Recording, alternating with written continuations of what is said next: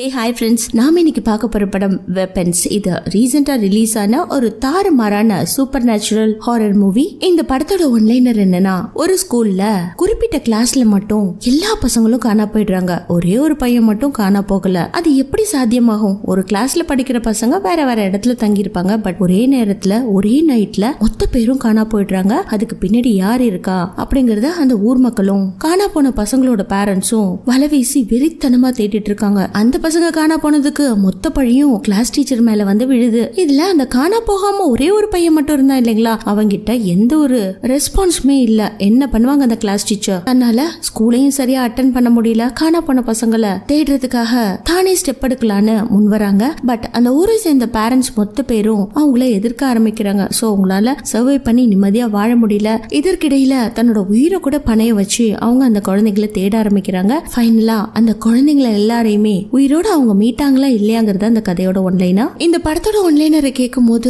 ரொம்ப சிம்பிளா இருக்கும், பட் படத்தை பாருங்க, ஒவ்வொரு இடத்துலயும் நம்ப முடியாத சீன்ஸை வச்சு சும்மா வெறித்தனமா கொண்டுட்டு போயிருப்பாங்க. இந்த சேனலை புதுசா பாக்குறவங்க ப்ளீஸ் சப்ஸ்கிரைப் பண்ணிக்கோங்க, பக்கத்துல இருக்க பெல் நோட்டிபிகேஷனை கொடுங்க, லைக் பண்ணி ஷேர் பண்ணி கொஞ்சம் சப்போர்ட்டும் பண்ணுங்க. படத்தோட ஆரம்பத்துல அந்த கிளாஸ்ல படிச்ச ஒரு பொண்ணோட வாய்ஸ் ஓவரா ஓடிட்டு இருக்கு. எல்லா நாட்களும் ஒரே மாதிரி தான் வீடியோ இல்லையா, அதே மாதிரி பரபரப்பான அந்த ஸ்கூல் டைம்ல அவங்க கிளாஸ்க்கு எல்லாரும் போயிட்டு இருக்காங்க. இந்த கிளாஸ் சேர்ந்தவங்க ஜஸ்டின் அவங்களும் தங்களோட கிளாஸுக்கு போயிட்டு இருக்காங்க. ஆனா அங்க போய் பார்த்தா அவங்க கிளாஸ்ல ஒரே ஒரு பையன் மட்டும் தான் இருக்கான். அவங்களுக்கு என்னாச்சுன்னே தெரியல. அங்க கட் பண்ணி முதல் நாள் இரவை காட்டுறாங்க. ஒரு வீட்ல இருந்தும் குழந்தைகள் தங்களோட வீட்ல இருந்து இந்த பட்டாம்பூச்சி எல்லாம் எப்படி ரெக்கையை விரிச்சு பறந்து போகுமோ அதே மாதிரி தன்னோட கைகளை விரிச்சுக்கிட்டு தங்களை அறியாமலே அப்படியே ஓடிட்டு இருக்காங்க. அவங்க எல்லாம் எங்க ஓடுறாங்கன்னு யாருக்குமே தெரியல. மறுநாள் விடிஞ்சோன போலீஸ் பட்டாளமே ஒண்ணு கூடி மொத்த குழந்தைகளோட தடயத்தெல்லாம் கண்டுபிடிக்கிறாங்க. எங்க போனாங்க, என்ன ஆனாங்க, ஒண்ணுமே புரியல. காட்டுக்குள்ள எங்கேயாவது இருக்கிறாங்களா, இல்ல அவங்கள எல்லாரையுமே யாராவது ஏதாவது பண்ணிட்டாங்களா அப்படின்ட்டு அந்த ஊரையும் ஊரை சுத்தி இருக்கிற காடுகளையும் ஆறுகளையும் மேடுகளையும் எல்லா இடத்தையும் தரோவா செக் பண்றாங்க. பட் ஃபைனலா ஒரு குழந்தையும் கிடைக்கல. அது ஒரு கம்யூனிட்டி மாதிரி இருக்கிறதுனால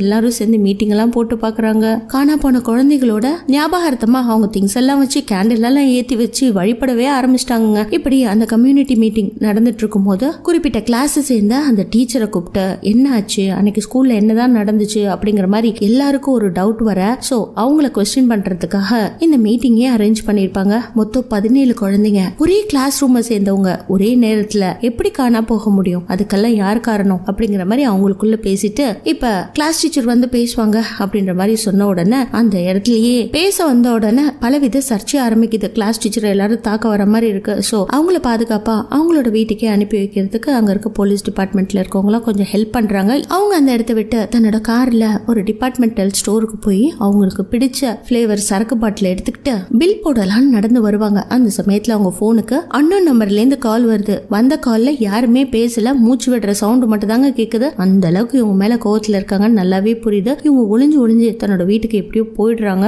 இவங்களை யாரோ ஃபாலோ பண்ற மாதிரி இவங்களும் ஃபீல் பண்றாங்க. வீட்டுக்கு போனவங்க லைட் எதையுமே ஆஃப் பண்ணாம வெளியில தன்னை யாராவது ஃபாலோ பண்ணி வந்திருக்காங்களா அப்படின்ற மாதிரி ஓட்ட வழியா வெளியில கொஞ்ச நேரம் பார்த்துட்டு அதுக்கப்புறம் யாரும் இல்லைன்னு ரிலாக்ஸ் ஆனதுக்கு அப்புறம் டிவி போட்டு பார்க்க ஆரம்பிக்கிறாங்க. அந்த சமயத்துல அவங்களோட கதவு தட்டப்பட பயங்கர பயம் யாரா இருக்குமோ அப்படின்ட்டு பொறுமையா நடந்து போனவங்க டோர்ல இருக்கிற சின்ன கண்ணாடி ஹோல்ஸ் வழியா வெளியில பாக்குறாங்க. யாருமே இல்லங்க. அதே சமயத்துல பக்கத்துலயே ஒரு ஜன்னல் இருக்கும், அது வழியாவும் பாக்குறாங்க. ரோட்ல ஒருத்தரும் இல்ல. திரும்ப அவங்க கொஞ்ச தூரம் நடந்து ரூம்குள்ள வர பாப்பாங்க. அந்த சமயத்துல பாத்தீங்கன்னா திரும்பவும் கதவு டமால் டமால் டமால்னு தட்ட, இதுக்கு மேல நான் பொறுமையா இருக்க மாட்டேன் அப்படின்ட்டு தன்னோட கையில இருந்து ஒரு பெப்பர் ஸ்ப்ரே எடுத்துக்கிட்டு வெளியில கடகடன்னு வந்து பார்த்தா அங்க யாருமே இல்ல. பதட்டத்தோட சுத்தி முத்தி பார்க்கும்போது என்னோட கார்ல மட்டும் விச்னு எழுதப்பட்டிருக்கு. அதை விடிஞ்சதுக்கு அப்புறம் கழுவி பாக்குறாங்க. அது போற மாதிரி இல்லங்க. வேற என்ன பண்றது? இத பத்தி போலீஸ் டிபார்ட்மெண்ட்ல போய் கம்ப்ளைண்ட் கொடுக்கணுமே. அதுக்காக பிரின்சிபல் மார்ஷல பார்த்து நடந்த விஷயத்தெல்லாம் சொல்றாங்க. மேடம், உங்க மேலதான் அந்த ஊர்ல இருக்க மொத்த பேருக்குமே இப்போ கோவம். நீங்க வேலைக்கு வந்து இப்படி உங்க கிளாஸ்ல இருக்க 17 பசங்க ஒரே நேரத்துல காணா போனா உங்க மேலதானே கோவம் வரும். கொஞ்சம் பக்குவமா நடந்துக்கங்க. வெளியிலாம் அவ்வளவா வராதிங்க, சேஃப்டியா இருங்க, யார்கிட்டயும் ஆர்கியூ பண்ணாதீங்க, உங்களை நீங்களே காப்பாத்திக்கங்க அப்படிங்கிற மாதிரி அட்வைஸ் பண்ணோன்னா, இல்ல சார் நான் ஒர்க் பண்ணியே ஆகணும், என்னால வீட்டுல தனியா இருக்க முடியல, பைத்தியம் முடிச்ச மாதிரி இருக்கு, நான் ஏன் ஸ்கூலுக்கு போக கூடாது, நான் என்ன மிஸ்டேக் பண்ணேன், இன்வெஸ்டிகேஷன் தான் போயிட்டு இருக்கேன் அப்படின்ற மாதிரி சொல்ல, இல்ல மேடம் ஒரே ஒரு பையன் மட்டும் காணா போகல, நீங்களே சொல்லுங்களேன், அந்த காணா போன பசங்கள்ல என் பையனும் ஒருத்தர் மேடம், நான் மத்த பேரண்ட்ஸ் மாதிரி உங்க மேல கோவப்படுறதுக்கு எனக்கும் மைண்ட்ல அப்பப்ப தோணிட்டு இருக்கு, பட் நீங்க அதை பண்ணல அப்படிங்கறது எனக்கு நல்லாவே தெரியும், கண்டிப்பா இன்வெஸ்டிகேஷன்ல யார் அந்த வேலையை பண்ணா அப்படிங்கறத கண்டுபிடிக்கிற வரைக்கும் நீங்க கொஞ்சம் சேஃபா இருங்க அப்படின்ற மாதிரி சொல்றாங்க. பட் ஆலெக்ஸ பத்தின இன்வெஸ்டிகேஷன் அப்படியே இருக்கு இல்லையா, எப்படி எப்படியாவது குழந்தைய விசாரிச்சா தானே அவனுக்கு ஏதாவது தெரிய வரும். கிளாஸ்ல யாராவது ஏதாவது பேசிக்கிட்டாங்களா, எங்கேயாவது குரூப்பா எங்கேயாவது தனியா போகணும்னு நினைச்சாங்களா அப்படிங்கறத பத்தி விசாரிக்கலாம் அப்படின்ற மாதிரி அவரு சொல்ல, சின்ன பையனுக்கு என்ன தெரியும், அவனை எதுக்கு டிஸ்டர்ப் பண்றீங்க அப்படின்ற மாதிரி இவங்க சொல்ல, இல்ல மேடம் நிறைய ஃபார்மாலிட்டிஸ் இருக்கு பண்ணிதான் ஆகணும்ன்ற மாதிரி அவரு சொல்ல, இப்படி மாத்தி மாத்தி 2 பேருக்குள்ள சண்டை வந்துடுது. இருந்தாலும் அவங்க ஸ்கூலுக்கு போய் நிம்மதியா ஒர்க் பண்ண முடியலங்க. ஒர்க் பண்ணிட்டு வெளியில வந்தாலும் எல்லாருமே காசிப் பண்றாங்க. இவங்களை ஒரு மாதிரி அண்டர் ரேட்டடா ட்ரீட் பண்ணும்போது இவங்களுக்குள்ள அழுக வந்துடுது. அதனால குடுகுடுன்னு ஓடி வந்து கார்ல உட்காந்துக்கிட்டு என்ன பண்ண முடியும் அப்படின்ற மாதிரி தேம்பி தேம்பி அழறாங்க. அப்ப ஸ்கூல் முடிச்சுட்டு எல்லா பசங்களும் குடுகுடுன்னு ஓடுறத பார்த்து இன்னும் கதறாங்க. அதுக்கு அடுத்த சீன்ல இவங்க போலீஸ் கம்ப்ளைண்ட் கொடுத்ததுனால யார் வந்து இது மாதிரி தன்னோட கார்ல வச்சுன்னு எழுதுனாங்க அப்படின்ற மாதிரி போலீஸ் ஒருத்தர் இன்வெஸ்டிகேஷனும் பண்ணிட்டு இருக்காரு. அந்த சமயத்துல இவங்களுக்கு தெரிஞ்ச இன்னொரு போலீஸ் ஆபீசர் அவங்கள கிராஸ் பண்ணி போக அவரை பார்த்து இவங்க ஹாய் சொல்றாங்க. அடுத்த சீன்ல 2 பேரும் ஒரு பப்ல மீட் பண்ணிக்கிறாங்க. ஆல்மோஸ்ட் இவங்க 2 பேரும் வெல் நோன் ஃப்ரெண்ட் போல இருக்கு. சோ அவர்கிட்ட பேச ஆரம்பிக்கும் போது, உனக்கு நடந்ததெல்லாம் சாதாரண ஒரு ஆக்சிடென்ட், அதுக்கு நீ காரணம் கிடையாது, உன் கிளாஸ்ல இருக்கவங்க இப்படி காணா போனாங்கன்னா என்ன பண்ண முடியும் அப்படின்ற மாதிரி பேச ஆரம்பிச்சு அவங்களுக்கு தேவையானதை ஆர்டரும் பண்ணிட்டு அப்படியே நலம் விசாரிக்கவும் ஆரம்பிக்கிறாங்க. அவங்களோட கார்ல விச்ன்ற வார்த்தை எழுதப்பட்டிருந்துச்சு இல்லையா, அதை பத்தியும் டிஸ்கஸ் பண்ணும்போது ஹீரோயினுக்கு அப்ப கூட கண்ணு கலங்க ஆரம்பிக்குது. அப்படியே பேசி முடிச்சதுக்கு அப்புறம் மறுநாள் காட்டுறாங்க. இவங்க உட்காந்து அவரோட மொபைலுக்கு மெசேஜ் பண்ணும்போது அவரும் இவங்களோட வீட்டுல தான் தூங்கிட்டு இருப்பாங்க போல இருக்கு. அடுத்து 2 பேரும் கிளம்பி அவங்கவுங்க வேலைக்கு போகும்போது ஹீரோயினோட கார்ல தான் அவரும் வராரு. சோ அந்த விஷயத்த பத்தி திரும்பவும் அவர்கிட்ட டிஸ்கஸ் பண்ண 17 குழந்தைங்க ஒரே நைட்ல ஒரே கிளாஸ்ல இருக்கிற குழந்தைங்க மொத்தமா காணா போயிருக்காங்க, அதுவும் எங்க போனாங்கன்னே தெரியல அப்படிங்கிற மாதிரி திரும்பவும் புலம்பா, இங்க பாரு கொஞ்சம் ஃப்ரீயா விடு, கண்டிப்பா சீக்கிரமா கண்டுபிடிச்சிருவாங்க அப்படின்னு சொல்லிட்டு அவரு தன்னோட வேலைக்கு போயிடுறாரு. இருந்தாலும் இவங்களுக்கு யாருமே சரியான பதில சொல்லலையே அப்படிங்கிற ஒரு டிசப்பாயிண்டும் இருந்துட்டு இருக்கு. ஸ்கூலுக்கு போறாங்க, காரை நிறுத்துறாங்க, பசங்க எல்லாம் கிளாஸ்க்கு போறத பாக்குறாங்க. சோ அந்த ஸ்கூல் பஸ் ஃபைனலா எங்க போகுது அப்படிங்கறதையும் நோட் பண்றாங்க. தான் கிளாஸ்ல அலெக்ஸ்னு ஒரே ஒரு பையன் மட்டும் இருந்தான் இல்லையா, அவனோட வீடு எங்க அப்படிங்கறத தேடி பாக்குறாங்க. சோ அந்த பையன் ஸ்கூல் பஸ்ல இருந்து இறங்கி தன்னோட வீட்டுக்குள்ள போறான். ஒரு கிளாஸ் டீச்சர் தன்னோட ஸ்டூடெண்ட் வீட்டுக்கு யார் வீட்டுக்கும் போலாம். அந்த தைரியத்துல அந்த பையன் வீட்டுக்கு போய் பார்த்தா யாருமே கதவு திறக்கல. ரொம்ப நேரமா தட்டி தட்டி பாக்குறாங்க. சோ அந்த வீட்டை அவங்களுக்கே டவுட் வந்து சுத்தி பாக்குறாங்க. ஒரு ஜன்னல் கூட ஓபன்ல இல்லைங்க. எல்லா ஜன்னல்லையும் நியூஸ் பேப்பர் இருக்கு. ஆனா ஒரே ஒரு நியூஸ் பேப்பர் கொஞ்சம் விலகி இருக்க மாதிரி இருக்கு. அந்த வீட்டுக்குள்ள என்னதான் இருக்கு அப்படின்ற மாதிரி அது வழியா உள்ள பாக்குறாங்க. உள்ள பாத்தீங்கன்னா 2 பேர் ஆடாம அசையாம அப்படியே உட்காந்துட்டு இருக்காங்க. மேபி அவங்க அலெக்ஸோட பேரண்ட்ஸா இருக்கலாம். அதை பார்த்துட்டு பயந்து போனவங்க திரும்ப டக்குன்னு பின்னாடி வர அங்க இருக்கிற ஒரு ஷவல் கீழே விழுந்துருது. இருந்தாலும் அந்த சத்தத்தை கேட்டு யாரது வெளியில அப்படின்ற மாதிரி யாராவது உள்ள இருந்து கேட்பாங்க இல்லையா, யாருமே எதுவுமே கேட்கல. திரும்பவும் இவங்க உள்ள பாக்குறாங்க. அவங்க 2 பேரும் அமைதியா ஆணி அடிச்ச மாதிரி உட்காந்துக்கிட்டே இருக்காங்க ஒரே இடத்துல. அதனால இந்த விஷயத்த போலீஸ் டிபார்ட்மெண்ட்ல இன்ஃபர்மேஷன் கொடுத்தது மட்டும் இல்லாம டோனி கிட்டையும் சொல்றாங்க. திரும்பவும் இவங்களுக்கு சரக்கு வேணுங்கிறதுக்காக டிபார்ட்மெண்டல் ஸ்டோருக்குள்ள நுழையும் போது பின்னாடியே ஒரு பேரண்ட் வந்து கோவப்பட்ட இவங்களை கீழே தள்ளி விட்டு ஒரு சரக்கு எடுத்து அவங்க மேல ஊத்தி, இதே இடத்துல உன்னை கொளுத்துறேன் பாரு, என் புள்ள எங்க போயிட்டான் அப்படின்ற மாதிரி பயங்கரமா கூச்சல் போட்டு இவங்கள ஹாரஸ் பண்ண, நல்ல வேலையா அந்த ஷாப்கீப்பர் வந்து அவங்கள பிடிச்சி இழுத்துட்டு போனதுனால எப்படியோ தப்பிச்சிடுறாங்க. சோ இதெல்லாம் ரொம்ப அசிங்கமான விஷயம் இல்லையா. வீட்டுக்கு வந்து மன உளைச்சல்ல பயங்கரமா பூஸ்ட் பண்ணிட்டு இருக்காங்க. இப்படியே ஒவ்வொரு நாட்களும் போதே ஒழிய அந்த குழந்தைங்க எங்க போனாங்கன்னே தெரியல. அவங்க தூங்கிட்டு இருக்கும் போது ஸ்கூலுக்குள்ள அவங்க போற மாதிரி இருக்கு. அவங்க கிளாஸ்க்குள்ள என்ட்ரி ஆகும்போது கிளாஸ்ல இருக்க மொத்த பசங்களும் டேபிள்ல படுத்து தூங்குற மாதிரி இருக்கு. அதுல லாஸ்ட் சீட்ல அலெக்ஸ் மட்டும் உட்கார்ந்துருப்பான் இல்லையா, அவன் அப்படியே நிமிந்து பார்க்க அவன் முகமே பேயாட்டம் இருக்கு. அதை பார்த்துட்டு அரண்டு பொடிச்சு அப்படியே தூக்கத்துல இருந்து எழுந்துக்க, இது வரைக்கும் இவங்க கண்டதெல்லாம் கனவுங்க, இன்னுமே புரியல, மலைச்சு போய் அப்படியே உட்கார்ந்துட்டு இருக்காங்க. இங்கேயும் அங்கேயும் திரும்பி பாக்குறாங்க. அந்த ஸ்ட்ரெஸ்ல அப்படியே படுக்க இவங்களுக்கு மேல சீலிங்ல ஒரு பேய் அப்படியே ஒட்டிக்கிட்டு இவங்களை பார்த்து பயமுறுத்தும் பாருங்க. இவங்க அலற அப்படியே பார்த்துட்டு இருக்க நமக்கும் தூக்கி வாரி போடும். சோ இதுல ஏதோ ஒரு மர்மம் இருக்கு, அலெக்ஸ் கிட்ட தான் விசாரிக்கணும் அப்படிங்கிற மாதிரி. டே அலெக்ஸ், உங்க வீட்டுல எந்த ஒரு பிரச்சனையும் இல்ல தானே அப்படின்ற மாதிரி கேட்க, இங்க பாருங்க என்ன ஃபாலோ பண்ணாதீங்க அப்படின்ட்டு குடுகுடுன்னு தன்னோட வீட்டுக்கு ஓடி போயிடுறான். ஒரு டீச்சர் கிட்ட பசங்க இப்படியா பேசுவாங்க, பட் இவங்களுக்கே அதை பார்த்துட்டு இன்னும் ஆச்சரியமா போயிடும், என்னது இது இப்படி முரட்டுத்தனமா நடந்துக்கிறானே அப்படின்னு கடுப்பானவங்க திரும்ப அவங்க வீட்டுக்கு போய் அவன் என்ன சொல்றது அப்படின்ட்டு கதவை படார் படார் படார்னு தட்ட, யாருமே வெளியில வரல. எப்படியோ ஒரு பையன் ஸ்கூல் விட்டு வீட்டுக்கு போனா மட்டும் அவனால உள்ள போக முடியுது. அதுக்கப்புறம் யாருமே கதவை திறக்க மாட்டாங்களே, அப்ப உள்ள யாருதான் இருக்கா, இதை நம்ம டெஸ்ட் பண்ணி ஆகணும் அப்படின்ட்டு வீட்டு வாசல்ல காரை போட்டுட்டு அப்படியே நோட்டமிட்டு இருக்காங்க. அந்த தெரு வழியா போறவங்க எல்லாம் போறாங்களே ஒழிய அந்த வீட்டுக்குள்ள இருந்து யாரும் வெளியில வரல, அந்த வீட்டுக்குள்ளேயும் யாரும் உள்ள போகல. அப்படியே நைட் ஆயிடுது. அசதியில இவங்க தூங்கி போயிடுறாங்க. நடு நெசி இருக்கும். திடீர்னு அலெக்ஸோட வீட்டு கதவு திறக்குது. அப்பன்னு பாத்தீங்கன்னா பேய் பிடிச்ச மாதிரி ஒரு வயசான பாட்டி கையில ஒரு கத்தியோட, இந்த ரோபோட் எல்லாம் எப்படி நடந்து வருமோ அதே மாதிரி நடந்து வராங்க. இந்த பக்கம் ஹீரோயின் கார்ல அசதியா தூங்க அவங்களுக்கே தெரியாம காருக்கு பின்னாடி ஒரு வழியா ஏறின அந்த பாட்டி தான் கையில வச்சிருக்க சிஸ்டரால டீச்சரோட கொஞ்சம் முடிய கட் பண்ணி எடுத்துட்டு போயிடுறாங்க. அங்க கட் பண்ணி அடுத்த சீன்ல ஆர்ச்சர்னு ஒருத்தரை காட்டுறாங்க. அவரு நல்லா தூங்கிட்டு இருக்கும் போது அவங்க மனைவி வந்து அவங்கள எழுப்புறாங்க.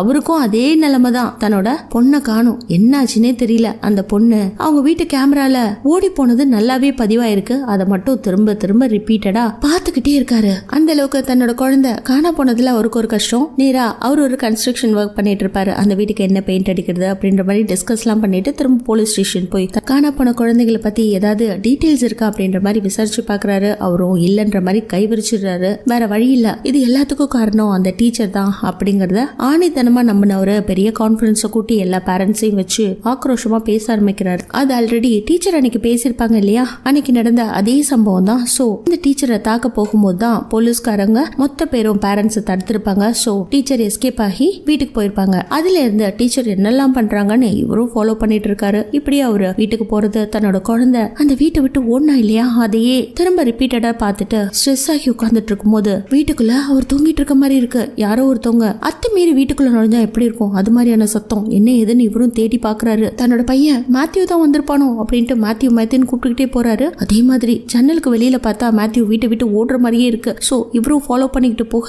அவன் படுவேகமா பறவை பறந்து போனா எப்படி ஃபாஸ்டா போகும், அதே மாதிரி அந்த குழந்தையும் ஒரு வீட்டுக்குள்ள நுழைய அந்த வீட்டு வாசல்ல வந்து நின்னவரு அந்த வீட்டையே வெறிச்சு பாக்குறாரு. பக்கத்துல ஒரு வீடும் கிடையாதுங்க. வானத்துல பாத்தீங்கன்னா இடி மின்னல் அடிச்சுக்கிட்டே இருக்கு. அந்த சமயத்துல அந்த பிளாஷ் லைட்ல ஒரு துப்பாக்கியில நைட் 217 அப்படின்ற மாதிரி காட்டுது. இவரும் அந்த வீட்டுக்குள்ள போய் தன்னோட பையன் மேத்யூ இருப்பானான்ட்டு ஒவ்வொரு இடமா தேடி பாக்குறாரு. ஒரு பெட்ரூம் இருக்கு, அது பொறுமையா திறந்துட்டு உள்ள போய் பார்த்தா பெட்ல மேத்யூ படுத்துட்டு இருக்க மாதிரி இருக்கு. இவர் கிட்ட போனவரு, மேத்யூ என்ன பாருடா, உன்னை தேடி தானே வந்திருக்க, எங்கடா இருக்க அப்படின்ற மாதிரி தொட போக டக்குன்னு மேத்யூ அவங்க அப்பாவை பாக்குறான்.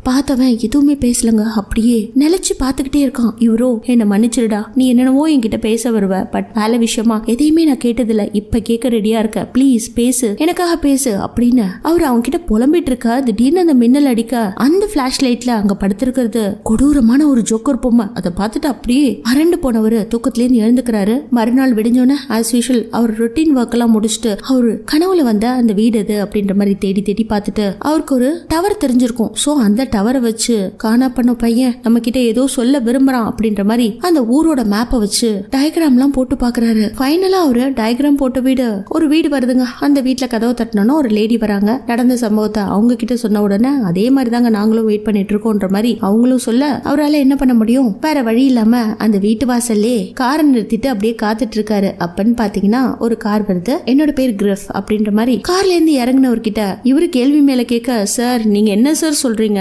நாங்களும் எங்களோட வீட்டு கேமரால எங்க புள்ள காணா போனதை பாத்துக்கிட்டே தான் சார் இருக்கோம், வந்து நீங்களும் பாருங்க அப்படின்ற மாதிரி காட்ட அவங்க குழந்தையும் அந்த பறவை எப்படி ஓடி இருக்குமோ அதே மாதிரி கையை விரிச்சுக்கிட்டே ஓடுது. சோ அவரு ஒவ்வொரு வீடா போய் குழந்தைங்க எந்த டைரக்ஷனை நோக்கி ஓடுச்சு அப்படிங்கிற மாதிரி மார்க் பண்றதுக்காக ஒரு பிளாக குத்தி வச்சு அவரும் ஒரு லேசர் லைட்டை அடிச்சு பாக்குறாரு. ஃபைனலா அது ஒரு இடத்துல மார்க் ஆகுது. சோ அந்த மார்க்கிங் ஏரியால எந்த வீடு இருக்கு அப்படின்னு செக் பண்றதுக்காக இவரு வேக வேகமா போயிட்டு இருக்கும் போது ரோட்ல மிஸ்ஸோட கார் துண்டா தெரியும் இல்லையா, அது வச்சுன்னு எழுதப்பட்டிருக்க அந்த கார் போக அவங்க பெட்ரோல் போட்டுட்டு இருக்காங்க. அவங்க கிட்ட போய் இந்த ஏரியால நீ என்ன பண்ணிட்டு இருக்க, சோ இந்த ஏரியால நீ இருக்கிறீனா குழந்தைங்க காண போனதுக்கு நீதான் காரணம் அப்படிங்கிற மாதிரி அவங்க கிட்ட ஆர்கியூ பண்ண, அப்ப இந்த சின்ன குழந்தைங்க எல்லாம் எப்படி கைய விரிச்சுக்கிட்டு ஓடிச்சோ அதே மாதிரி பிரின்சிபல் மார்ஷல் அவரு அப்படியே வெறி பிடிச்ச மாதிரி கைய விரிச்சுக்கிட்டு ஓடி வராருங்க. முகமெல்லாம் ரத்தம். வந்தவர் நேரா டீச்சரை விடாம தாக்க ஆரம்பிக்க அதை பார்த்துட்டு கிரிஃபும் தடுக்கிறாரு. அந்த இடத்துல பயங்கர கை கலப்பாகுது. அந்த சீன் அதோட கட் ஆகி நம்ம டீச்சரோட பாய் ஃப்ரெண்ட் ஒரு போலீஸ் ஆபீசர் இருந்தார் இல்லையா, அவருக்கு டீச்சர் கிட்ட இருந்து கால் வர மாதிரி இருக்கு. சோ அவரு தன்னோட பெரிய ஆபீசர் கிட்ட பெர்மிஷன் வாங்கிட்டு பப்புக்கு போற மாதிரி ரெடி ஆறாரு.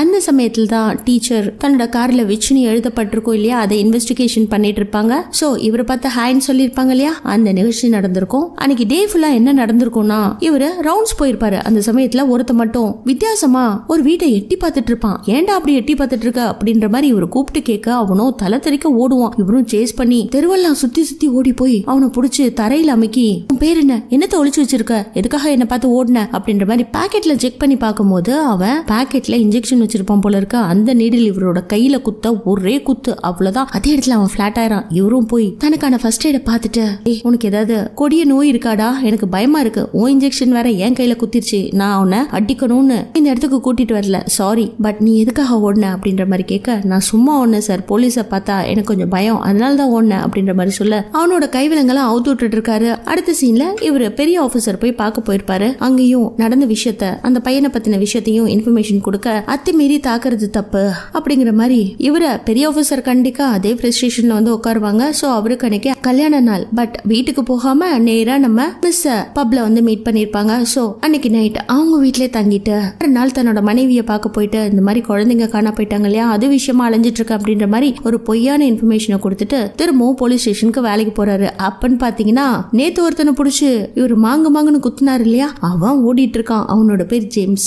அவன் யாருன்னா வீட்டுக்கே அடங்காத பையன் போல இருக்கு. காட்டுக்குள்ள ஒரு டென்ட் அமைச்சு இந்த ட்ரக் எல்லாம் எடுத்துப்பாங்க இல்லையா, அது மாதிரி எடுத்துட்டு இருக்கான். சோ ஒரு நாள் பயங்கரமான காத்தும் மழையும் பெஞ்சிட்டு இருக்கு. இவனுக்கு என்ன பண்றதுன்னே தெரியல. தன்னோட ட்ரக்ஸ் எல்லாம் காலியானதுனால யாருக்கிட்டயோ ட்ரக் வேணும் அப்படின்ற மாதிரி பயங்கர டென்ஷன்ல கேட்டு பாக்குறான். சோ அந்த ட்ரக் வாங்குறதுக்கு அவனுக்கு காசு வேணும் இல்லையா, அதனால திறந்திருக்க கார்ல ஏதாவது கிடைக்குமான்ட்டு பேக் எல்லாம் எடுத்து திருடுறதே இவனோட வேலை. ஸோ அந்த பழைய பொருட்கள்லாம் எடுத்துட்டு போய் ஒரு கடையில் விற்று அதை காசு பார்ப்பான். அந்த கடைக்காரர்கிட்ட ஒரு $50 கொடுக்க முடியுமா அப்படின்ற மாதிரி கேட்க அவரும் இல்லைன்றாரு. வேற வழி இல்லை, வேற எங்கேயாவது திருடலான்னு போன அந்த சந்துக்குள்ள போய் ஒரு வீட்டு ஜன்னலை ஓப்பன் பண்ணி பார்த்துட்டு இருக்கும் போதுதான் அந்த நேரத்தில் இந்த போலீஸ்காரர் இவனை நோட் பண்ணி அவனை சேஸ் பண்ணிட்டு போய் பிடிக்கிறதுக்கு ட்ரை பண்ண கையில நீடில் குத்திரும். அதுக்கப்புறம் என்னாச்சுன்னு நமக்கு காட்டுறாங்க. ஸோ அவங்கிட்ட இவரு சாரிடா உன்னை தெரியாம அடிச்சிட்டேன், பட் அடிக்கணுங்கிறது என்னோட இன்டென்ஷன் கிடையாதுன்னு விட்டுருப்பாரு. ஸோ அவனும் காசு இல்லையே, காசுக்கு என்ன வழி அப்படின்ற மாதிரி நேரா ஆலெக்ஸோட வீட்டுக்கு போயிருப்பான். ஆலெக்ஸோட வீடு பாத்தீங்கன்னா நியூஸ் பேப்பர்ல அங்கேயும் இங்கேயும் அடைச்சிருக்கும், யாருமே வெளியில வர மாட்டாங்க இல்லையா. அத்துமீறி உள்ள நுழையும் போது சோனு மழை வேற கொட்டுது. இவனு வீட்டை வித்தியாசமா பார்த்துட்டு என்னடா இது வீடு நமக்கு மேல டேஞ்சரா இருக்கே அப்படின்ட்டு இருக்கிற மொத்த கதவையும் திறந்து பார்க்க பாப்பா, எதுவுமே திறக்காது. வேற வழி இல்ல, மேல ஏறலாம் அப்படின்ட்டு எப்படியோ வீட்டுக்கு மேல ஏறி ஒரு ஜன்னல் ஓப்பன்ல இருக்கும். அந்த ஜன்னல் வழியா வீட்டுக்குள்ள குதிச்சிடுறான். அவன் இப்ப என்ட்ரான ரூம்ல யாருமே இல்ல. ஒரு பில்லோ கவரை மட்டும் எடுத்துக்கிட்டு அந்த வீட்ல இருந்து என்னென்ன கலெக்ட் பண்ண முடியும் அப்படின்னு சுத்தி முத்தியும் பார்த்துட்டு ஒவ்வொரு ரூமா தேடி பார்க்கறான். யாரும் இல்ல. அதே சமயத்துல ஒண்ணுமே இல்ல. சோன்னு ஒரு ஹால்ல கபோர்டு இருக்கும், அது திறந்து உள்ள ஏதாவது இருக்குமா அப்படின்னு தேடி பார்க்க போது டக்குன்னு ஏதோ சத்தம் கேட்டு திரும்பி பார்த்தா 2 பேர் அப்படியே உட்காந்துக்கிட்டு இவனே பார்த்துட்டு இருப்பாங்க. ஐயோ சோஃபால உட்காந்துருக்காங்களா அப்படின்னு பயந்து போனவன் கிட்டக்கு போய் அவங்க கிட்ட பேச்சு கொடுத்து பார்க்கறான். கைவிரல்களை சுண்டி பார்க்கறான். அவங்க அசையாம அப்படியே உட்காந்துருக்காங்க. என்னடா இங்க நடக்குது அப்படின்ட்டு தன் கையில இருந்த அந்த தலகாணி உரையில கிடைக்கிறதெல்லாம் எடுத்து உள்ள போட்டுக்கிட்டு திரும்பவும் ஏதாவது கிடைக்குமான்ட்டு ஒவ்வொரு டிராவா திறந்து பார்க்கறான். அப்ப அந்த ஹாலை விட்டு அவன் கிராஸ் பண்ணி போகும்போது இன்னொரு ரூம் இருக்கு. அந்த ரூம் ஒரு அட்டிக்கு போற மாதிரி, பேஸ்மெண்ட்டுக்கு போற மாதிரியான ஒரு வழி. சோ அதை ஓபன் பண்ணிட்டு கீழே போய் பார்த்தா அப்படியே உறைஞ்சு போவானா. மொத்த குழந்தைகளும் அந்த பேஸ்மெண்ட்ல ரோபோட் மாதிரி நின்னுட்டு இருக்கு. இவன் வந்ததை பார்த்து டக்குன்னு அட்டென்ஷன்ல ஒரே நேரத்துல எல்லா குழந்தைகளும் திரும்பவும் பாருங்க பயந்து போனவன் குடுன்னு வெளியில வர அங்க இருக்கிற நைட் லேம்ப் எல்லாம் இடிச்சுக்கிட்டு எல்லாம் கீழே விழுந்து தடுமாறி எழுந்து எஸ்கேப் ஆகும் போது 2 பேர் ரோபோட் மாதிரி உட்கார்ந்து இருந்தாங்க இல்லையா, அவங்க எல்லாம் இவனை தாக்க வராங்க. வேற வழியில குடுன்னு ஓடுறா அப்படின்ட்டு எப்படியோ வீட்டை விட்டு எஸ்கேப் ஆகி வந்துடுறான். அதுக்கப்புறம் நேரா ஒரு கடைக்கு போவான். அந்த கடையில பாத்தீங்கன்னா 17 குழந்தைங்க காண போனாங்க இல்லையா, அவங்களோட போட்டோஸ் எல்லாம் இருக்கு. ஓ இந்த குழந்தைங்களை தானே நம்ம அந்த பேஸ்மெண்ட்ல பார்த்தோம் அப்படிங்கறத நோட்டீஸ் போர்ட்ல பார்க்கும்போது இந்த குழந்தைகளை கண்டுபிடிச்சு கொடுத்தா $50,000 கொடுக்கப்படும்னு எழுதியிருக்கு. இவன் சும்மா இருப்பானா? திருடின பொருட்கள் எல்லாம் அந்த கடையிலேயே வித்துட்டு அதுக்கப்புறம் ட்ரக்கை வாங்கி அவன் ஸ்மோக் பண்ணிட்டு போலீஸ்க்கு கால் பண்ணி இன்ஃபர்மேஷன் கொடுக்கணும்னா முதல்ல இவனை நம்பணும் இல்லையா. அப்படி அவன் பேசிட்டு இருக்கும் போதுதான் அந்த போலீஸ் ஆபீசர் வெளியில வர இவனை பார்க்க திரும்ப சேஸ் பண்ண இப்படி நடந்திருக்கும். சோ அவன் இப்ப குடுன்னு ஓடி போறான் இல்லையா. பின்னாடியே நம்ம ஹீரோயினோட பாய் ஃப்ரெண்ட் துரத்திட்டு போக இவன் காட்டுக்குள்ள போயிடுறாங்க. அப்பன்னு பாத்தீங்கன்னா அந்த காட்டுக்குள்ள யாரோ ஒருத்தவங்க இருக்க மாதிரி இருக்கும். பயந்து போனவன் உறைஞ்சு போய் ஒரே இடத்துல நின்னுக்கிட்டு சுத்தி முத்தியும் பாக்குறான். ஆப்போசிட்ல பாத்தீங்கன்னா ரெட் ஹேரோட ஒரு கிளவுன் வேஷம் போட்ட லேடி ஹாய்னு சொல்ல அவ்வளவுதான் குடுன்னு அவனோட டென்ட்டுக்கு போய் ஒளிஞ்சுக்கிறான். அந்த சமயத்துல யாரோ அவனோட டென்ட்டை ஓபன் பண்ண இவன் கையில வச்சிட்டு இருக்க அந்த ட்ரக் நீடில் இருக்கு இல்லையா, அதை ரெடியா வச்சிருந்து நச்சுக்குன்னு மூஞ்சில குத்த யாரு என்னன்னு பார்த்தா திரும்பவும் அந்த போலீஸ் ஆபீசர், ஏண்டா உனக்கு என்ன ஊசியில குத்துறதே வேலையாடா, இந்நேரத்துக்கு உனக்கு இருக்கிற நோய் மொத்த நோயும் எனக்கு வந்திருக்குமே அப்படின்ற மாதிரி சொல்லிட்டு அவனை அரெஸ்ட் பண்ணி கூட்டிட்டு போகும்போது இவனும் நடந்த விஷயத்தெல்லாம் சொல்றான். நான் ஒரு வீட்டுல பேஸ்மெண்ட்ல மொத்த குழந்தைகளும் நிக்கிற மாதிரி பார்த்தேன் அப்படின்ற மாதிரி சொன்ன உடனே, பாரு நீ சொல்றது உண்மையா இருந்தா கண்டிப்பா உனக்கு அந்த ரிவார்ட் மணி கிடைக்கும், அப்படி மட்டும் இல்ல செத்த நம்ம அப்படின்னு கார்ல விட்டுட்டு இவரும் அந்த வீட்டுக்குள்ள போறாரு. காலிங் பெல் அடிச்சு அடிச்சு பாக்குறாரு. கதவும் திறக்குது. உள்ள வரலாமா அப்படின்னு பெர்மிஷன் கேட்டுட்டு இவர் உள்ள போக இதெல்லாம் பார்த்துட்டு அந்த திருடன் கார்க்குள்ள இருந்தா இல்லையா அவனுக்கு ஆச்சரியமா போயிடுது. என்னடா இது, ஒரு போலீஸ் ஆபீசரை உள்ள கூப்பிடுறாங்களே, அப்போ நம்ம பார்த்ததுதான் தப்போ அப்படின்ற மாதிரி யோசிச்சுட்டு உட்காந்துட்டு இருக்கான். பட் அன்னைக்கு நைட்டே ஆயிடுதுங்க. திரும்ப அந்த போலீஸ் ஆபீசர் வெளியில வராரு. வந்தவரு இன்ஃபர்மேஷன் கொடுத்து அந்த திருடனை வலுக்கட்டாயமா அப்படியே காட்டுக்குள்ள இழுத்துட்டு போறாரு. அதுவும் வெறித்தனமா. அவருக்கு என்னாச்சுன்னு தெரியல. அதுக்கப்புறம் பிரின்சிபல் மார்ஷல பயங்கர விகாரமா பெட்ரோல் பங்க்ல நம்ம ஹீரோயின் பெட்ரோல் போட்டுட்டு இருக்கும் போது வந்து தாக்க வந்திருப்பாரு. அவருக்கு என்ன நடந்துச்சு அப்படிங்கறத காட்டுறாங்க. ஆக்சுவலா இவரு டிபார்ட்மெண்டல் ஸ்டோர்ல திங்ஸ் எல்லாம் வாங்கிட்டு தன்னோட பிரின்சிபல் ரூம்ல வெயிட் பண்ணிட்டு இருக்கும் போது அந்த இடத்துக்கு அலெக்ஸோட அத்தை கிளாடின்னு ஒருத்தவங்க வராங்க. வந்தவங்கள பாத்தீங்கன்னா நம்ம காட்டுக்குள்ள ஒரு க்ளோனை பார்த்தோம் இல்லைங்களா, அதே மாதிரி ரெட் ஹேரோட பாக்குறதுக்கு வித்தியாசமான ஒரு மேக் ஓவரோட வருவாங்க. ஸோ அவங்கள உட்கார வச்சு என்னங்க நீங்க வந்திருக்கீங்க, அலெக்ஸோட பேரண்ட்ஸ் தானே நாங்கள் வர சொன்னோம் அப்படின்ற மாதிரி கேட்க, சார் அவங்களால வர முடியாது, நான் தான் அவங்கள பாத்துக்கிறேன், அலெக்ஸை பாத்துக்கிறேன், அவங்களுக்கு வித்தியாசமான ஒரு நோய் இருக்கு, அவங்க வெளியிலே வரக்கூடாதுன்னா பாத்துக்கோங்களேன், அதுக்காக தான் நான் வந்திருக்கேன். இப்போ உங்களுக்கு என்ன இன்ஃபர்மேஷன் தேவை, ஏன் அந்த கிளாஸ்ல இருக்க மற்ற பேர் காணா போனாங்க இவன் காணா போடலன்னா அதுதாங்க எங்களுக்கும் புரியல, அதுக்காக எங்களை திறன்னு கேள்வி கேட்டா என்ன சார் பண்றது அப்படின்ற மாதிரி ஒரு ஸ்டேட்மெண்ட்டை கொடுக்குறாங்க. அங்க கட் பண்ணி அடுத்த சீன்ல ப்ரொஃபஸரோட வீட்டுல காட்டுறாங்க. அவரு ஃப்ரெண்டு கூட ஃபுட் எல்லாம் குக் பண்ணிட்டு ஜாலியா பேசிட்டு இருக்கும் போது அந்த சமயத்துல திரும்பவும் அலெக்ஸோட அத்தை கிளாடி அந்த வீட்டுக்கு வராங்க. சார் என்ன மன்னிச்சிடுங்க, எங்க வீட்டுக்கு போகலான்னு பார்த்தா என்னோட கார் மக்கர் பண்ணிடுச்சு, ஆனா எனக்கு எந்த பஸ் வசதியும் கிடைக்கல, சோ உங்கள்கிட்ட கொஞ்சம் பேசிட்டு போலான்னு நினைச்சேன், ஆக்சுவலா நான் கொஞ்சம் ரூடா பேசிட்டேன் சார், சாரி சார், நான் வீட்டுக்குள்ள வரலாமா அப்படின்ற மாதிரி கேட்க, இப்ப எதுக்கு இங்க வந்து என்ன சொல்ல போறீங்க, எல்லாத்தையும் ஆபீஸ்ல சொல்லிட்டீங்க இல்லையா அப்படின்ற மாதிரி சொல்ல, இவர் கூட இருந்த ஃப்ரெண்ட் பரவாயில்லடா வயசானவங்க தானே உள்ள வந்துட்டு போட்டோம் அப்படின்ற மாதிரி பெர்மிஷன் கொடுக்க, வீட்டுக்குள்ள வந்தவங்களும் அங்க இருக்கிற கலைப்பொருட்கள் எல்லாம் பார்த்துட்டு சூப்பரா வச்சிருக்கீங்க வீட்டை, எனக்கு இது மாதிரியான பொருட்கள் ரொம்ப பிடிக்கும் அப்படின்ற மாதிரி பயங்கரமா பேசிட்டு நேரா ஒரு டைனிங் டேபிள் இருக்கும் அந்த இடத்துல போய் பேக்கை வச்சுட்டு அவங்களோட ஏஜுக்கு எந்த அளவுக்கு எந்தவா பேசக்கூடாதோ அந்த அளவுக்கு பயங்கரமா அழட்டிக்கிட்டு பேசிக்கிட்டே இருப்பாங்க. சார் எனக்கு ஒரு என் கைகள்லாம் அழுக்காயிடுச்சு, அதனால ஒரு பவுல்ல தண்ணி கொடுங்க அப்படின்ற மாதிரி கேட்ட உடனே அவரும் தண்ணியை கொண்டு வந்து வைக்கிறாருங்க. அடுத்த செகண்ட் அவங்க பேக்ல இருந்து ஒரு கருவேல முள் இருக்கும் இல்லையா, அந்த குச்சியை எடுத்தா எப்படி இருக்கும் அது மாதிரி எடுத்து அவங்களோட கைய அவங்களே கிழிச்சுக்கிட்டு அந்த தண்ணியில சொட்ட விட்டுட்டு ஒரு மாதிரி இது ஏதோ மந்திரத்தை சொல்றாங்க. அந்த சமயத்துல ஃப்ரெண்டும் என்னமா பண்ணிட்டு இருக்க அப்படின்ற மாதிரி கிட்டக்க வர அவங்களோட முடியையும் கட் பண்ணிடுறாங்க. அடுத்த செகண்ட் பாத்தீங்கன்னா அந்த ப்ரொஃபஸருக்கு ஏதோ ஒரு மாதிரி பேய் பிடிச்ச மாதிரி ஆறாரு. அவ்வளவுதான். கொஞ்ச நேரத்துல தன்னோட ஃப்ரெண்டுன்னு கூட பார்க்காம கூட இருந்த ஃப்ரெண்ட தன்னோட தலையாலே நசுக்கியே கொண்டிருப்பாரு. சோ கொன்னுட்டு நின்னுட்டு இருக்கவர அலெக்ஸோட அத்தை பார்த்துட்டு வேறொரு முடிய அந்த கருவியில குச்சி இருந்துச்சு இல்லையா அதுல சுத்திட்டு ஏதோ ஒரு மந்திரத்தை சொல்லிட்டு அவங்க பாட்டுல கேஷுவலா அவங்க கார்ல ஏறி போக, இந்த பக்கம் ப்ரொஃபசர் தலை தெறிக்க ரோட்ல இந்த பறவைகள்லாம் பறக்கிற மாதிரி கையை விரிச்சுக்கிட்டே ஓடுவாங்க இல்லையா, அதே மாதிரி ஓடி போய் நம்ம ஹீரோயினை தாக்க போறாங்க. ஆக்சுவலா அவங்க பண்ணது ஒரு பிளாக் மேஜிக். ஆல்ரெடி நம்ம ஹீரோயினோட முடிதான் அவங்க கையில இருக்கே, சோ அதுக்காக தான் இந்த ஹேரை கட் பண்ணிருப்பாங்க போல இருக்கு. அப்படி சுத்தின உடனே எவ்வளவுதான் கிரிஃப் தடுத்தாலும் கை கலப்பு நடந்திருக்கும் இல்லையா, அதுக்கப்புறமும் ஜஸ்டின் அவர் துரத்திட்டு போக அவங்க ஒரு டிபார்ட்மெண்டல் ஸ்டோர்ல இருப்பாங்க. அவங்களும் இங்க ஓடலாமா அங்க ஓடலாமான்னு தப்பிக்க பார்ப்பாங்க. பட் விட்டாம பேய் பிடிச்ச மாதிரி அவங்களே துரத்தி வர கிரிஃபும் பயங்கரமா அங்கேயும் அடிச்சு போடுறாரு. இருந்தாலும் அவரை கண்ட்ரோல் பண்ணவே முடியலங்க. அடுத்து அவரோட கையை கடிச்சிட்டு திரும்பவும் டீச்சரை துரத்த ஆரம்பிக்கிறாங்க. அவங்க குடுகுடுன்னு கார்ல ஏறி காரை ஸ்டார்ட் பண்ணிட்டு வேகமா போயிட்டு இருக்கும் போது பின்னாடி கண்ணு முன்னு தெரியாம அவர் ஓடுவாரா, அதை ஃபாலோ பண்ணிக்கிட்டு கிரிஃபும் கார் எடுத்துட்டு போக அந்த சமயத்துல வேகமா ஒரு கார் வந்து மார்க்கஸா அதே இடத்துல சட்னி ஆக்கிடுது. ஒரு போய் என்ன ஏதுன்னு பார்த்தா காரை ஓட்டிட்டு வந்த லேடி பயந்து போய் நிக்கிறாங்க. அவரு தலை சதறி குடலெல்லாம் வெளியில வந்து கொடூரமா செத்து கிடப்பாரு. அங்க கட் பண்ணி அடுத்த சீன்ல இதுல ஏதோ ஒரு உள்குத்து இருக்கு அப்படின்ற மாதிரி ஹீரோயினை முதல் முறையா கிரிஃப் நம்ப ஆரம்பிக்கிறாரு. சோ அவங்கள மீட் பண்ணி இவர் இது வரைக்கும் என்னென்ன இன்வெஸ்டிகேஷன் பண்ணிருக்காரு அப்படிங்கிற மாதிரி மேப் எல்லாம் போட்டு காட்டுறாரு. சோ அவங்களும் அதை பார்த்துட்டு எனக்கு நல்லாவே தெரியும் சார், அலெக்ஸோட வீடு இருக்கு இல்லையா, அந்த வீட்டை நான் ஒரு தடவை போய் செக் பண்ணி பார்த்தேன், அந்த வீட்டுல ஏதோ ஒரு ப்ராப்ளம் இருக்கு அப்படின்ற மாதிரி சொல்ல அடுத்த சீன் அலெக்ஸோட ஹிஸ்டரியை தான் காட்டுறாங்க. அலெக்ஸ் ஒரு அமைதியான பையன். கிளாஸ்ல அவன் இருக்கும்போது அவனோட கிளாஸ் பசங்க எல்லாம் அவனை புல்லிங் பண்ணிருப்பாங்க. ஸ்கூல் முடிச்சதுக்கு அப்புறம் ஒவ்வொரு நாளும் அவங்க பேரண்ட்ஸ் வந்து இவனை பிக்கப் பண்ணிட்டு போயிருப்பாங்க. நல்ல ஒரு ஹாப்பியான வாழ்க்கையை தான் அவனும் வாழ்ந்திருப்பான். வீட்டுக்கு போனா அம்மா அப்பா, அமைதியான வீடு, சந்தோஷமான வாழ்க்கை இப்படி போயிட்டு இருக்கும்.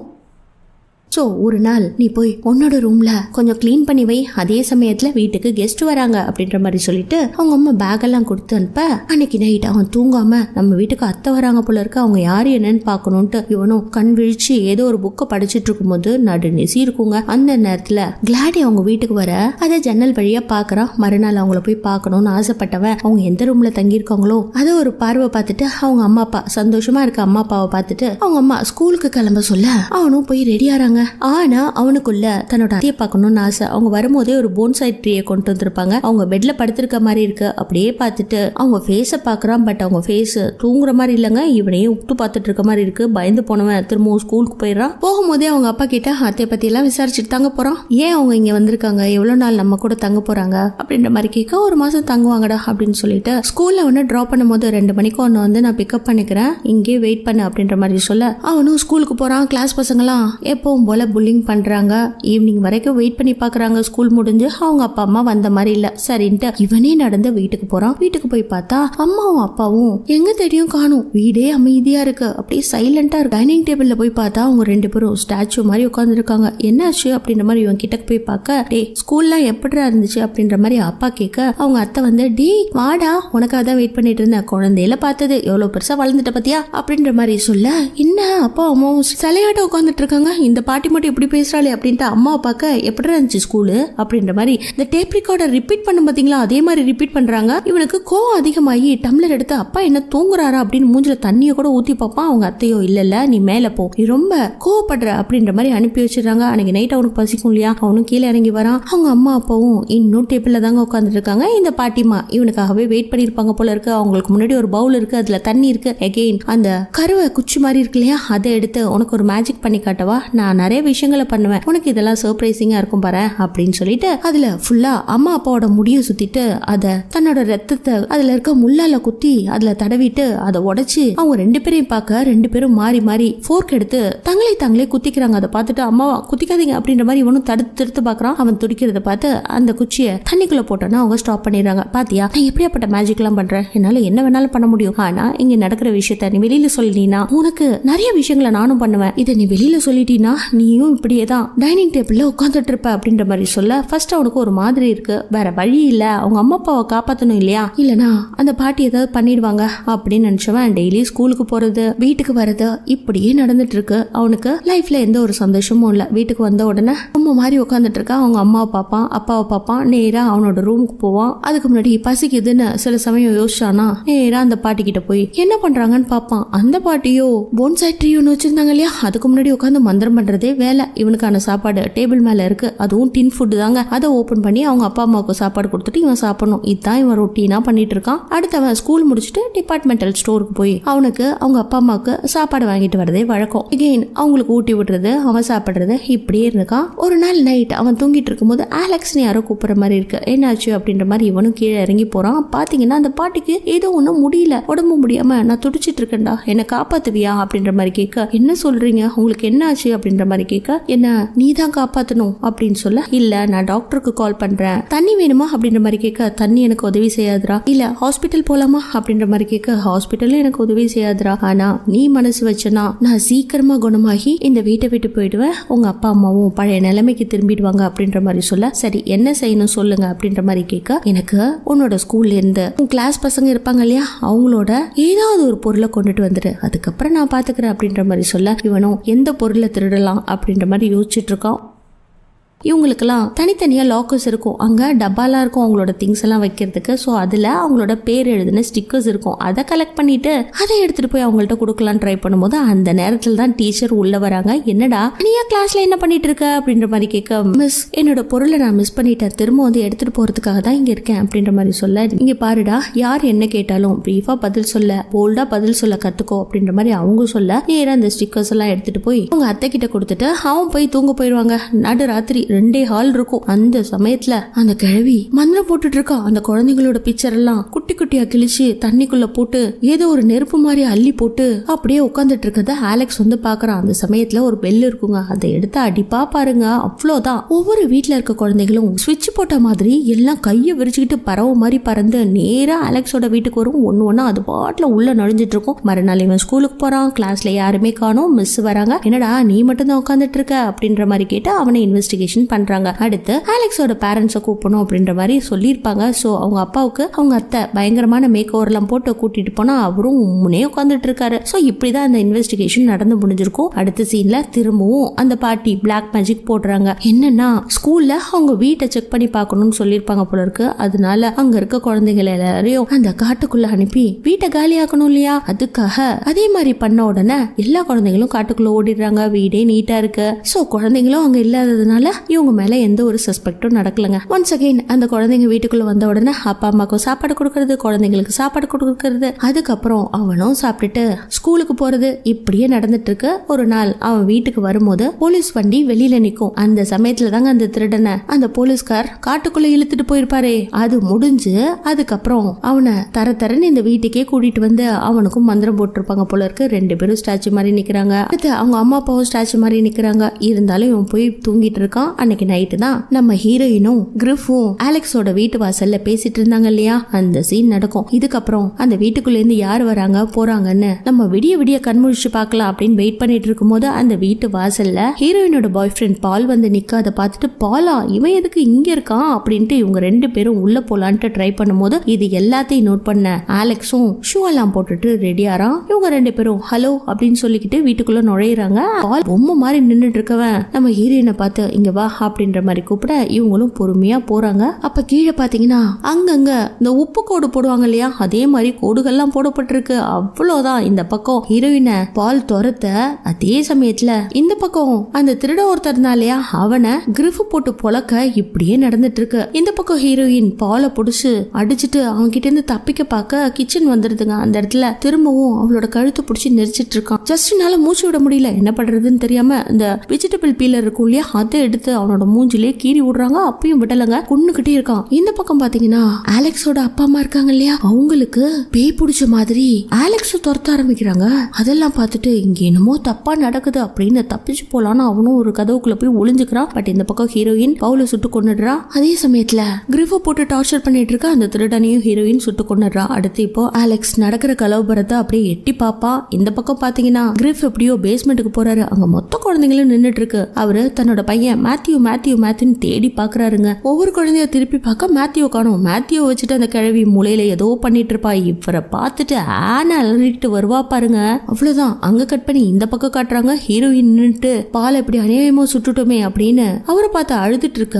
அந்த இடத்துக்கு கிரிஃப் வந்து ஹீரோயினை போட்டு தாக்குன்னு தாக்க, இப்போதைக்கு இதெல்லாம் பார்த்துட்டு இருந்த அலெக்ஸ் சும்மா இல்லாம அந்த கிழவியோட விக் இருக்கும் இல்லையா, அதுல கருவு குச்சியை சுத்தி அவ சொன்னதெல்லாம் போய் எங்க அப்பா அம்மாவையும் கொண்டுட்டான், இதுக்கப்புறம் என்னையும் கொண்டுடுவா அப்படின்னு புரிஞ்சுக்கிட்டவன் அந்த கிழவி எப்படி ஒரு மந்திரத்தை போடுமோ அந்த மந்திரத்தை போட்டு அந்த குச்சியை டமால்னு உடைக்க, இது இந்த சூனியக்கார கிழவிக்கு தெரிஞ்சு போய் ஐயோ அப்படின்னுவா. அடுத்த செகண்ட் பாத்தீங்கன்னா அங்க இருக்கிற குழந்தைங்க மொத்த பேரும் அலர்ட் ஆகி அப்படியே ஆர்மி மாதிரி அவளை துரத்த ஆரம்பிக்க, அவளும் அந்த தெருக்கள்ல வீடுகள் எல்லாம் தாண்டி ஓடிக்கிட்டே இருப்பா. அங்க கிளாஸ்ல நிறைய வீடுகள்லாம் இருக்கும். அது வழியா அவ போக அந்த குழந்தைகள்லாம் விண்டோ உடைச்சிட்டு வரும் பாருங்க. ஏன் கேட்டையே உடைச்சிட்டு வரும். ஒரு சமயத்துல அவ கார்டனுக்குள்ள ஓடுவா. அந்த கார்டனோட கதையும் உடைச்சிட்டு வரும். இப்படியே அவங்க தப்பிச்சு போக அப்போ ஒருத்தர் புல்லு வெட்டிட்டு இருப்பாரு. என்ன இந்த கிழவி இப்படி ஓடிக்கிட்டு இருக்கே அப்படின்னு பார்க்கும்போது மொத்த குழந்தைகளும் சேஸ் பண்ணி போய் அவங்க ஒரு வீட்டுக்குள்ள ஓடும் போது அந்த வீட்டுல இருக்க கண்ணாடி எல்லாம் உடைச்சிக்கிட்டு போய் திரும்பவும் அவங்க மேல பாய அவங்க கீழே விழுந்துடுறாங்க. அவ்வளவுதான். அங்க இருக்க குழந்தைகள் சும்மா விடுவாங்களா, பிச்சு